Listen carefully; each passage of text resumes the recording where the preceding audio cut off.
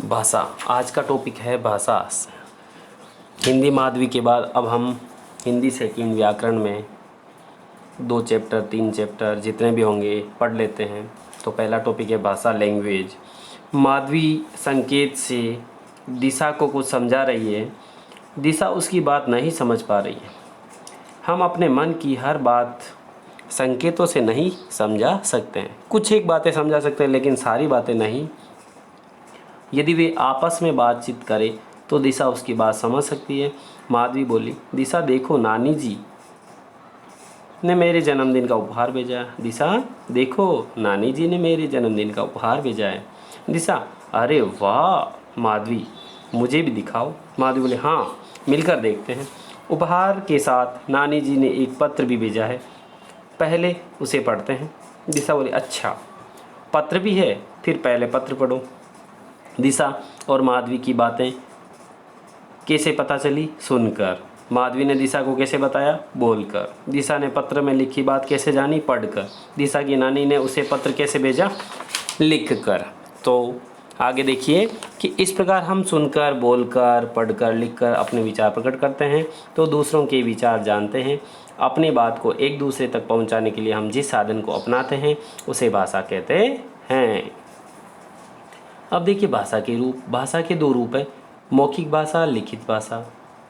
मौखिक भाषा मुख से निकली हुई भाषा और लिखित भाषा लिखी हुई भाषा, लिखकर, पढ़कर एक दूसरे तक पहुंचाते हैं उसे लिखित भाषा कहते हैं।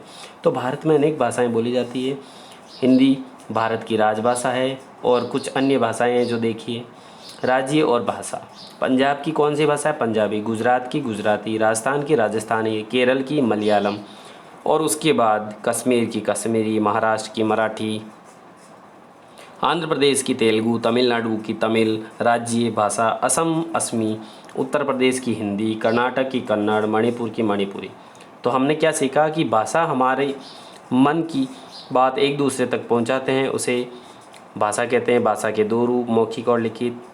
सभी देशों की अलग अलग भाषाएं होती है।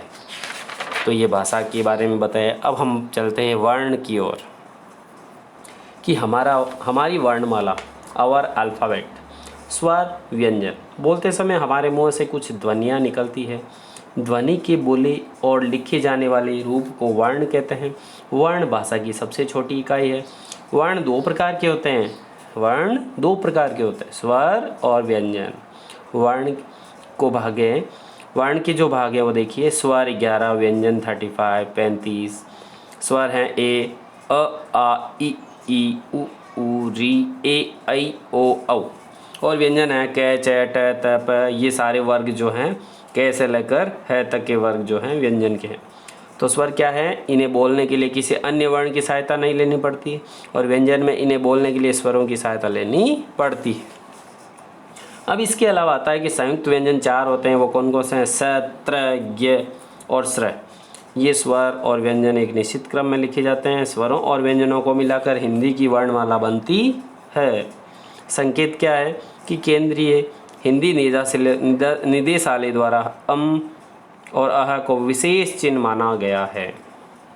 और उसके बाद कहा गया है कि वर्णों के सही क्रम को वर्णमाला कहते हैं। व्यंजन स्वरों की सहायता के बिना नहीं बोले जा सकते हैं। सभी व्यंजनों में अ मिला होता है। गे को हम गे तभी लिखते हैं जब इसमें अ मिला हो, नहीं तो ये ग आधा ग लिखा जाएगा, ग प्लस अ। जब किसी व्यंजन में अ नहीं मिला होता है तो उसके नीचे एक तिरछी रेखा लगाई जाती है। इसे हल चिन्ह कहते हैं। हल चिन्ह का मतलब होता है आधा अक्षर।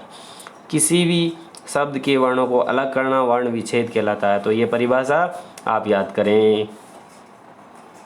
तो हमने क्या सीखा? सबसे छोटी ध्वनि को वर्ण कहते हैं। वर्णों के सही क्रम को वर्णमाला कहते हैं। वर्णमाला में स्वर और व्यंजन होते हैं। स, त्र, ज्ञ और से संयुक्त व्यंजन होते हैं। व्यंजन स्वरों की सहायता से बोले जाते हैं।